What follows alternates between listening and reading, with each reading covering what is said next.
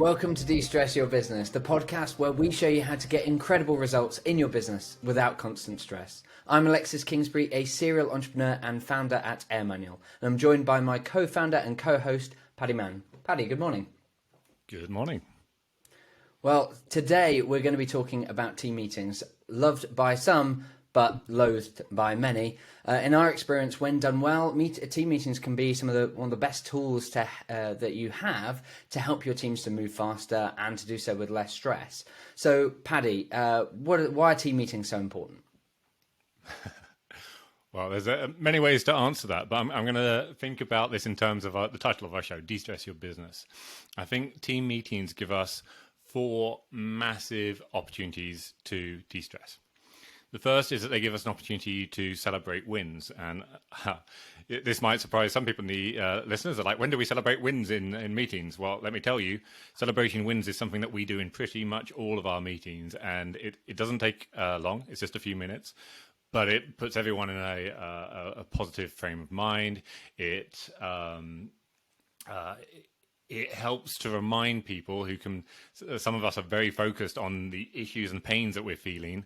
And it helps us to reflect on actually the things that have gone well. And as a result, it's a really positive thing for everyone's mental health just to have that recap. So that's one thing that helps us de-stress. Secondly, it helps us to get in sync with the team. So there's an opportunity to do status updates and just make sure everyone's aware of what's going on. It doesn't need to be something that takes long, but it's this huge value just that everyone is, for that moment in time, knows exactly where you're up to and what's blocking progress.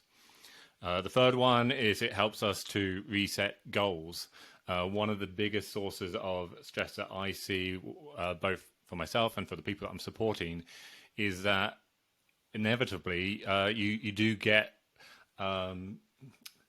sidetracked, or no, you start to sometimes realize that you're not hitting the goals that you set previously, and suddenly people have this immense feeling of weight and pressure about the fact that they're not hitting these goals which have been defined and agreed with the team. And when you talk to them and look at what they've actually done, the progress they've made, they've been doing all the right things, and they had to deal with unexpected, unforeseeable events, which meant that things are taking longer than expected. So you first celebrate the win that they've done great stuff, but then you get to reset the goals and remove that weight, that burden of what was said a week or 2 weeks ago, and say, okay, based on where we are now, what are we going to do next? And that's huge. And then there's the perhaps the biggest one of all, and it's kind of been a theme for the last few episodes, which is issues. So it gives you that chance to tackle issues. And for us, for our meetings, we're talking about using half the meeting for tackling issues because it's so important, and it can make sure that issues get resolved in a timely fashion. It removes barriers from people moving forward, and it can massively help to remove the distractions and derails that you would otherwise experience between meetings in the form of email threads or Slack. So you've got these 4 huge de-stressors, which are amazing. So celebrating wins, getting in sync, resetting goals, and tackling issues. And ultimately, it helps you and the team to move faster. Despite it feeling sometimes like it's, a lot of your time in your calendar, if your meetings are working well, then they will help you and your team to move faster. Yeah, love that. And let's explore what a great meeting and it going well looks like. Because I think for some people, they might not have experienced what that looks like, but as both business owners, but also as consultants, we've sat in and either facilitated, but in some cases had to, take the back seat and be part of some terrible meetings in our time. And there are some particular ones that kind of come to mind. But before we dive into those, like, what does a great meeting look like? Where are some of the ones where you think back and say, yeah, like this felt like a 10 out of 10, like really powerful, valuable meeting? Can you give a kind of example of how does that feel? How does that show up? Wow. Okay, that's interesting because I could kind of dive into the individual components of the meeting and what goes well. I think we're actually going to try and pick that up in Yeah. another episode because I could be there for days. But when you talk to me about the 10 out of 10 meetings, the ones that you come out of buzzing, and I come out of the best meetings buzzing, those are the ones which are facilitated well so that we are moving through the start of the meeting efficiently and getting all the status updates out of the way. They're important to do, but they don't take up the time. But what makes it a great meeting is when there's a big issue that's either identified before the meeting or on the meeting, and it comes up, and you're like, oh man, you get that kind of sinking feeling in your throat, and you realize that this thing could be derailing you for weeks or months if it's not handled correctly.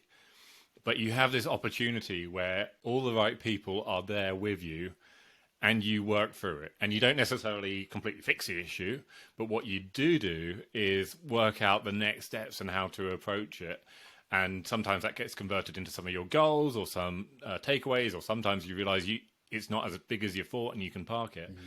But you come out of it having done possibly the most important work that you will have done in the entire week will have happened inside the meeting. And that's it's a huge contradiction for most people, where they're thinking meetings are where we get lectured to. It's not where work happens. You kind of want to flip that. The best meetings are where the best work happens, to be honest. Yeah, I completely agree, and I think it's to say it's flipping it round. It's so many businesses have team meetings where they are discussing updates in the meeting, agreeing actions, and then hoping that those get completed in between meetings, and then they come back and review and go, oh no, actually I didn't get around to that. And I think one of my favorite things is getting the work done in the meeting and doing it.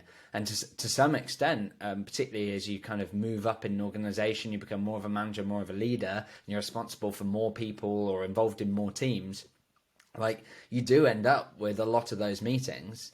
There are stages of the business that we've been in where I've been essentially head of finance, head of marketing, head of HR, head of sales and customer success, and CEO.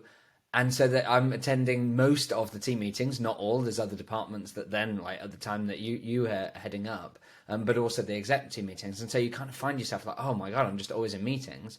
And yet it never felt like that was a bad thing, because they were great, because we were getting work done in them. And in fact, it was a really high leverage use of my time, is being in those meetings, because we're able to identify what are the top issues that are currently holding this team back or preventing us from hitting our goals, hitting our target metrics. And as a result, what are we going to do about it? And I think, yeah, I agree. Like the best meetings that I've come out, as you say, buzzing, are the ones where we've broken a big issue apart and actually tackled it and broken the back of it in the meeting. And I think my favourites are the ones where I come in thinking, oh yeah, we're going to need to tackle issue A. And then it becomes clear by going through the process, like, going through the structure, which we'll cover in a follow-up episode, like going through the agenda, that means that we identify actually issue B is the real thing that we need to be tackling. And that's where we then spend the time.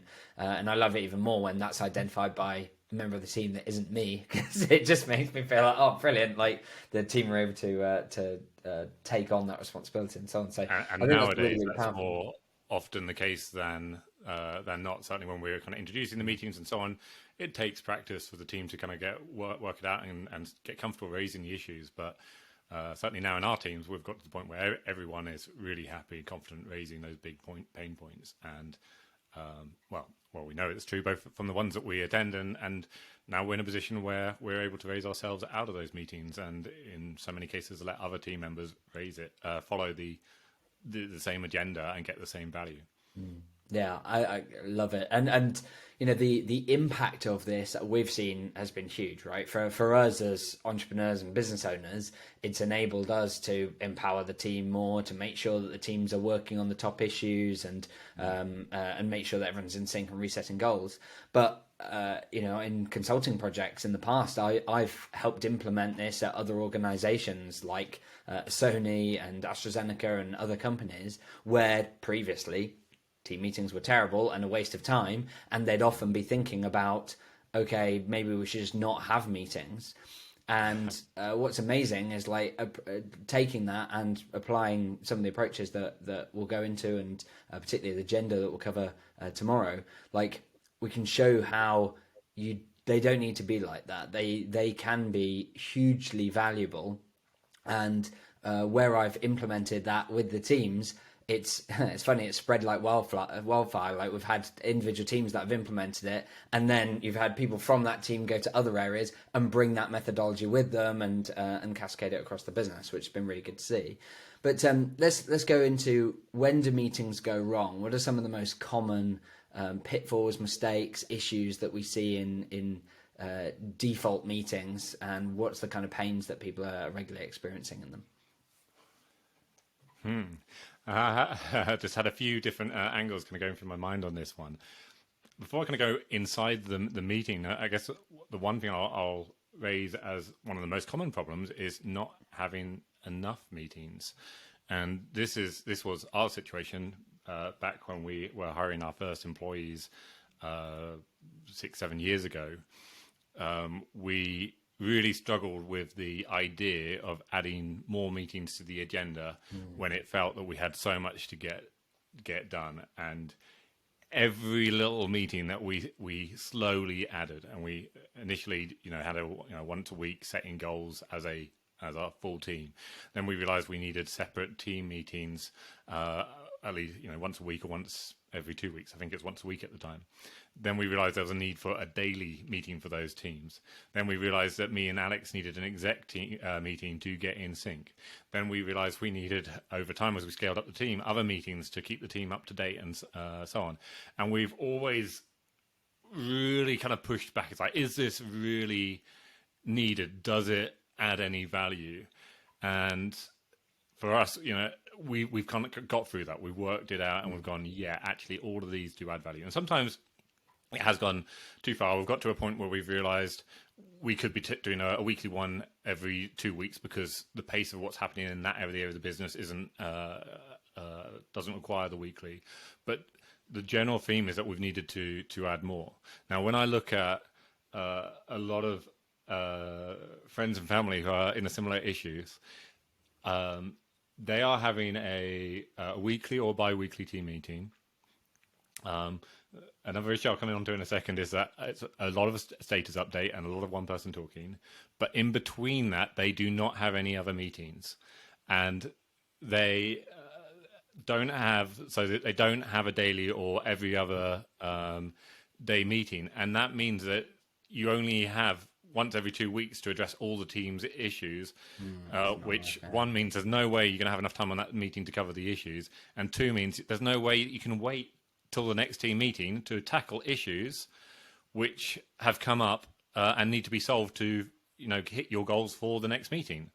So it's that holding back from having those meetings, and the feeling that my manager would never ever have enough time for an extra 15-minute meeting, like once every day or two. And to me, it's just like, you're looking at this the wrong way. Right now, because you haven't got this, you are spending way more than 15 minutes doing email threads and being blocked.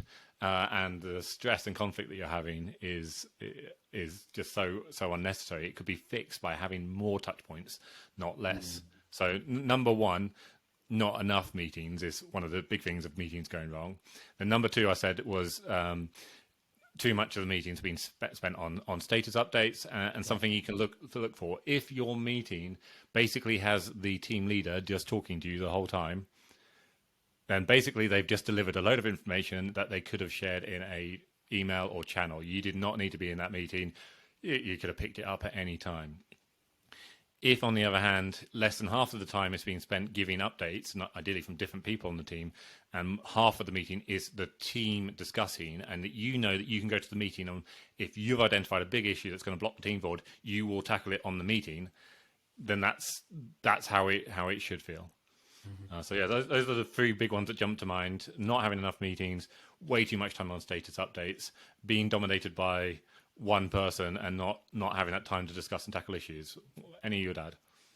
Yeah, no, I think that's a really good list. I think That particular point around using a meeting where the leader or the manager just uses it as their opportunity to kind of brief everyone, I think is kind of, for the manager, might feel like, oh, well, this is an efficient use of my time because I just show up and tell people it rather than writing the email.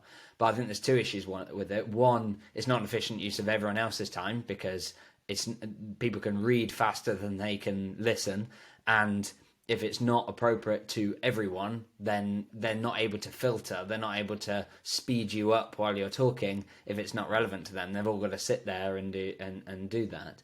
But I think the second thing is it loses the huge opportunity that you've got when you get a group of people together, which is to do more listening as the manager, to get the opportunity for other people to be sharing their concerns, their issues, and to use them as a bit of a filter to prioritize what actually matters. When I get really, really busy, if I'm traveling and doing events and speaking and podcast interviews and all these sorts of things, one of the things that I can always rely on is, as long as I show up to team meetings, I can almost ignore everything else, right? Slack, email, everything else. I can almost get to that point. And that's because I know that the team will catch me when I fall. They will highlight on a daily huddle meeting or the weekly team meeting, here's the top 3 issues we need to pick up with you, or here's this urgent question we need answered, or here's this problem. And so I don't, as the manager, that's the most efficient use of my time, because it means that the rest of my working time I can be super present and go all in on my most value adding tasks. So I think that, in terms of efficiency of how you use that time and the value it can have, I think spot on in terms of those are things that need to be in place. I think the other thing I see going wrong is that when people decide that perhaps the meetings aren't as valuable as they'd like, or they feel like we've got too many people in the meetings, they're not as relevant or whatever, they then either abandon the meetings altogether, or just and stop having them. Like, literally, I've seen businesses where they just say, tell you what, let's not have any meetings on Fridays or whatever, because we're so we're getting derailed and so busy, and then they go, oh, that was quite nice, let's now not have them on other days. Although ironically, I've seen that those become the only days that anyone's available for meetings, so that's when people then end up scheduling them. But I think that people fall into this cycle of thinking, oh, well, if the meeting's not valuable, either let's not have it, or let's try and make it super short. Let's reduce it down to, let's try and do it in 10 minutes. And actually, when we're talking about team meetings that are, say, weekly, we're typically talking 90 minutes is that meeting. And we'd be expecting that a tiny portion of it, i.e. less than a third, is all the stuff that most people are already doing in their meetings, and actually most of it should be focused on issues. So I think that's another challenge that people have. So in terms of we've kind of alluded to different types of meetings and different frequencies, different lengths, different attendees, because that's also one of the challenges I see, is people not clear enough about what the meeting is about, and therefore who should be in attendance, how long it should be, and so on. So what are some of the key team meetings that you'd expect to see in a high-performing business? Cool. Good question. And of course, it's something which is going to be tailored to specific businesses and setups. But as some general rules, I would expect a team that have goals that they are working towards over the course of a quarter, whatever, need to be meeting at least once every 2 weeks. And it could be every week if they're working at a high velocity and they've got a lot to cover. So there needs to be a bi-weekly or weekly meeting. And in this, they need to be making sure they're resetting goals and everyone's on the same page and tackling the biggest issues. To support that weekly or bi-weekly, then for the teams in which you are focusing a big chunk of your time and working on big activities to move forward, that's when you also need either a daily or every other day meeting to pick up all the issues that you identified in between the weekly or bi-weekly. Again, it is not a 15-minute, let's give everyone a story about what we did the day before. It is entirely to identify what are the things blocking progress or risking progress, and how can we fix those and avoid you being distracted at the other times. So you got your bi-weekly meetings and your daily or every other day meetings, and those are the core, I would say, for any individual team. Now, around that, there's a variety of meetings that you're going to need if you're thinking more at a business level or thinking more at an individual level and their relationship with their manager. And so some examples would be for a business, you're going to need to be setting longer term goals as well. So would need annual is often good. The most important one I'd say is quarterly, because if you don't have an annual one, at least a quarterly one will always keep it up. And quarterly is a really good stretch of time to be setting those longer term goals and then making sure you reset. Because after 3 months, you can bet that you need to reset where you're at. So you've got your quarterly company meetings, and you're working out your overall OKRs or goals for that period. Again, using most of that meeting those to tackle the bigger issues. Then I think there's 3 other meetings that are worth quickly highlighting, and then I'll put over to you if there's any to add. Sure. We have a daily huddle, and this is an all hands meeting within our own businesses. And the purpose of that meeting is to get everyone in sync and excited about what we're doing. Again, this is the kind of thing that people go, how can you possibly throw in a daily meeting? But go on YouTube, look at what happens when they're done well. Firstly, for a daily huddle meeting, it happens and finishes at exactly the same time every day. So it's at 1:36. It kicks off. Everyone knows to be there, and everyone knows it's exactly 10 minutes, but it's a really positive time to share what's going on in the company and how we're doing against our biggest targets, to get all the different teams in sync. And to make good use of time, what we tend to do is to schedule other meetings next to it rather than having gaps and so on. A state of the company, which is where we give an update after a quarterly review to the whole team, again, to get everyone in sync. And this is kind of a more formal kind of, this is how we've done over the previous period, and this is how we're doing in the future period. That is one of the very few ones where we are essentially broadcasting a message and giving everyone an update.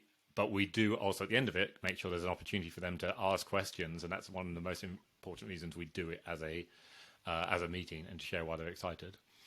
And then one-to-ones.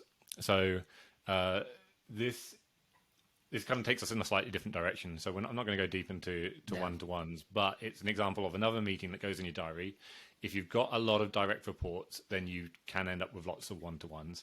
And it's another example where we were very resistant to putting that many meetings in our diary, and we are so happy we did, because again, that time that we get with our individuals to provide that chance for them to share their issues and pain points and help us to resolve and provide coaching, the time we save in that meeting vastly outweighs the expenditure of half an hour each week. Yeah, completely agree. So love those, and particularly like on that one-to-one meetings, because I that's an area that I think I think I'm not alone in this. But as a people manager, I always kind of feared the fact that I felt like I wasn't very good at being the sort of person that kind of, asks, oh, how's the family? How are you? What's going on in your life? Those sorts of questions. And instead could come off as quite transactional and business, very sort of let's focus on the business and so on. And not because I don't care, not because I'm not empathetic, not because I'm not interested in that person, but just because I wouldn't naturally identify time to go and do that. Like, when am I meant to be having that conversation with them and so on? And so, and particularly with others as a remote company where everyone works from home, you haven't got the opportunity, you're never standing next to someone waiting in a lift. It's, or anything like that. So often those one-to-ones provide that great opportunity to make sure as a manager you're checking in with people. And again, in terms of a time saving and stress saver. It means that I know that even if I don't speak to one of my team members for a whole week, and just because of how the lay of the lands happen, I know that my regular one-to-one will pick that up when we don't have it, and I'll get an opportunity to say, oh hey, how's it going, and how's your week been, and what's been going most well for you, and what's been most frustrating, and so on and so on. So I think yeah, I think it's so easy to look at the list that you've provided there and say, oh, that just seems too much. I don't think I've got time for all of those meetings. And it is the exact opposite way round, right? Like if you don't have the structure in place to have those meetings, you end up spending more time either in ad hoc meetings or dealing with issues as a result of not having those in place. So I absolutely love those. On the one-to-ones, just very quickly, because I think this is going to be a topic for another day. But what we wouldn't do is spend the whole time just talking about how you're doing and so on. We that tends to be a little section at the start, but it makes all the difference. And why, if you actually look at this objectively, it's not about just trying to be nice. Though there is value in that. It's, as a manager, one of your biggest responsibilities is to have a great relationship with your direct reports. Actually, your relationship needs to come before being able to delegate or coach or anything else. If you don't have a great relationship, they're not going to be comfortable sharing issues, raising pain points, or anything else. So it's both something which feels good, but it's actually something that you should and need to do as a manager. And the meetings and the structure gives you a way to make sure it happens every week. And that's what all the other meetings are doing as well. They're essentially going, there's a business challenge which needs to be overcome, whether that's getting in sync or fixing issues or making sure the whole team knows what the company is doing or building relationships. And sometimes, and in these cases that we've been describing today, having a meeting is actually the most effective way that you're going to be able to tackle it. Yeah. Love that. Absolutely love that. And I think so relevant right now as well, because of course we're in a situation with the employment economy right now around our employment market, where people are trying to make sure that they retain people, and yet the two biggest reasons why people leave any organization: number one, not having a great relationship with their manager or boss; number two, not feeling like they're developing and growing. And then more widely, not feeling engaged in the organization. And I think meetings are a big component of particularly 1 and 3 in that list, helping create that relationship and help people feel engaged and supported and like you're addressing issues and listening. So yeah, absolutely love that. Cool. Well, we're coming up on time, so let's move to a close. So we've talked about meetings, why they're so important to have, where the opportunities are to reduce the stress and the impact of doing them great, what happens when they go wrong, and what meetings we should be having. On tomorrow's episode, we're going to take this a step further. We'll look at what agendas you should have. What are the specific things should be covered in each of your daily, weekly, and bi-weekly meetings, so that you can apply that in your business. Now, as regular listeners will know, we also run a weekly webinar. The topic of the upcoming one is how to free up 15 hours of your time per week and remove the constant stress of running a business without slowing down growth. In fact, we'll show you how to unlock it. The next one, if you're listening live to this, is actually today at 1 p.m. UK time. But whenever you listen to this, you can find out more and register for our next webinar at www.airmanual.co/webinar. And one final note for those that are listening, particularly if you're listening to this on the podcast, once that's gone live, is that we're really new to this. We're a new podcast. We're doing new on lives, and so we need your help. So if you found this content valuable, please just take 30 seconds, 1 minute to leave a review on your favorite podcast service, or if you're listening to this live on, say, LinkedIn, then please do repost it, share it, add a comment. Would really love to hear from you. Otherwise, because ultimately that'll help us to get more visibility and help more people. So otherwise, until next time, have fun. Have fun.